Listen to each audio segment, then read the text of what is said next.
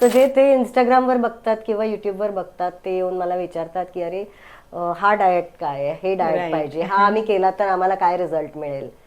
अशा पद्धतीने ते पण तुम्हाला अवेअरनेस राहावा लागतो की. आणि ऑफकोर्स जसे ऋतू बदलतात त्यानुसार पण तुमच्या आहारात तुम्ही काय काय बदल करू शकता.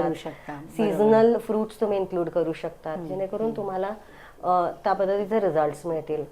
सो छोट्या छोट्या गोष्टी असतात आणि डाएट टिप्स शेअर करत राहिले तर मग त्याचा फायदा सो जास्तीत जास्त लोकांना जर होत असेल तर मग लोक तुमच्याकडे ऑटोमॅटिकली येतात. सगळ्या स्त्रियांना हे सजेस्ट करेन की त्यांनी स्वतःच्या हेल्थकडे लक्ष द्यावं, स्वतःच्या हेल्थला प्रायोरिटाईज करावं. कारण त्याचं आहे की बाकी सगळं आपल्याला, आणि वर्क लाईफ बॅलन्स तर आहेच की दोन्ही फॅमिली पण बॅलन्स करायची असते. सो त्यांनी जितकं शक्य होईल स्वतःच्या हेल्थला मी टाइम आपण जो म्हणतो ज्याला की स्वतःसाठी 1 तास तरी काढावा.